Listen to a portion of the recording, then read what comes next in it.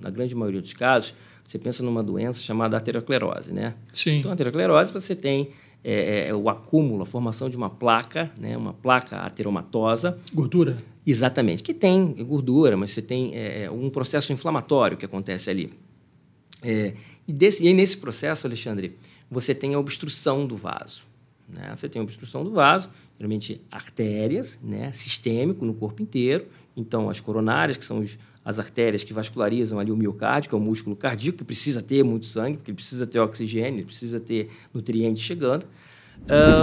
Ele vai formar essa placa vai sendo formada nesses vasos.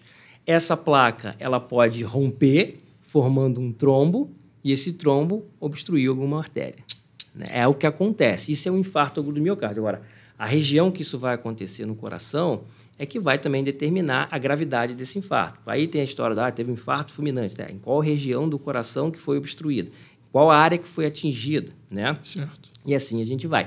Só que o que acontece? Esse processo da aterosclerose é um processo inflamatório. Ele é um processo inflamatório. Então, ele está acontecendo ali. E todo mundo, né? A literatura diz, olha, começa a ter processo de aterosclerose quando nasce. O que você não pode ter, ele é muito intensificado. Sim, não pode acelerar o processo. Não pode acelerar. E ele é acelerado por questão genética, ele é acelerado se você fuma, se você não fuma, se você é diabético, se você tem hipertensão, se você bebe. Sim, álcool pode, porque você tem um processo vinculado ali, mais de estresse oxidativo, então isso acaba fazendo tendo uma influência. Só que eu queria só você entender o link que tem a gordura visceral. Tá. Então, eu tenho um processo inflamatório acontecendo. Deixa só eu tentar exemplificar para a galera. Gordura visceral que você diz é aquele exemplo do cara que tem aquela barriga dura. Exatamente. Aquela barriga dura que você pensa que ele é um fordo, né? É um forte gordo. Exatamente. Mas que ali dentro ele está todo descacetado e não está nem ligado. Perfeito. Né, esse paciente, um exemplo bacana, uma correlação legal. Você vai fazer uma avaliação de composição corporal com ele por dobra cutânea, o percentual de gordura dele dá baixa. Dá baixa, exatamente. Entendeu? Aqueles caras 40, 50 anos que tem a carcaça boa, mas aquela barriga dura, tá morrendo. Exatamente. Ele aquela gordura ela é muito prejudicial. Nociva, né? Exatamente, muito nociva. Então, se tu faz uma bioimpedância ou uma DEXA, que é uma outra avaliação um método de avaliação de composição, o percentual de gordura dele já dá bem mais alta, né? Entendi. Tá? Porque a dobra cutânea vai pegar a gordura teoricamente subcutânea ali, que você consegue fazer com a dobra. Mas quando você tem essa gordura em excesso, na cavidade abdominal, principalmente, ela está produzindo essas substâncias inflamatórias. Então, eu falei que a aterosclerose é um processo inflamatório.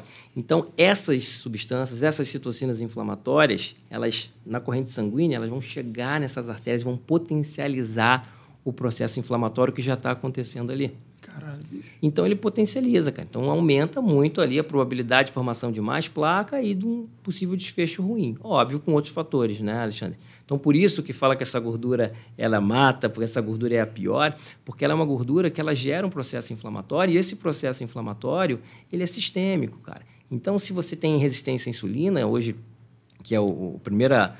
quando a gente pensa em diabetes tipo 2, é o primeiro indicador que ela evolui, né? A resistência à insulina, se ela evoluir, você evolui com diabetes tipo 2, né? Basicamente é isso. Essa inflamação, essas substâncias, essas citocinas inflamatórias diminuem a sensibilidade à insulina, ou seja, aumentam a resistência, ou seja, aumenta a probabilidade de você ser diabética, aumenta a pressão arterial, que elas produzem algumas substâncias que interferem na síntese de renina, né? Renina tem um sistema chamado renina-angiotensina-aldosterona que controla a pressão arterial. Enfim, ela é uma gordura, cara, maléfica. Sim. E hoje a gente entende isso. Ter gordura no corpo, ok. Aonde ela está acumulada? Pode ser o problema, né? Porque, assim, não é só, minha gordura está alta, eu estou com um percentual de gordura alto.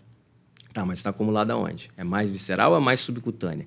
Se você tem duas pessoas, com um homem, por exemplo, 30% de gordura, que é um percentual acima do esperado para homem. Homem, a gente depende da referência, você tinha perguntado, mas varia muito. Mas vamos colocar uma faixa de 10 a 20. Tá bom. Ok? Você tem dois homens com 30... 10 a 20, ok. 10 a 20, ok para a saúde. Dependendo de onde está a gordura. Aí que exatamente, cara. É isso que a gente pega. Às vezes você tem um paciente, por exemplo, que tem 19% de gordura, mas ele está com uma gordura visceral elevada. O cara tem o braço bom, ombro, peito. Exatamente. E aí, quando mete a fita na barriga, é um malandro. Exatamente. A gente sabe que é muito mais prejudicial aonde essa gordura está acumulando, talvez, do que somente a quantidade. Né? Então, a gente vê e avalia isso. Onde ela acumula? Certo. É visceral? É pior. É pior. Então, ser gordo nunca é saudável, né? Não tem caô. Propriamente dizendo, sem gordofobia, blá, blá, blá, blá, blá. Como médico, ser gordo não é saudável. Não é saudável. Não tem caô. A obesidade é uma doença. É uma doença. Crônica e recidivante.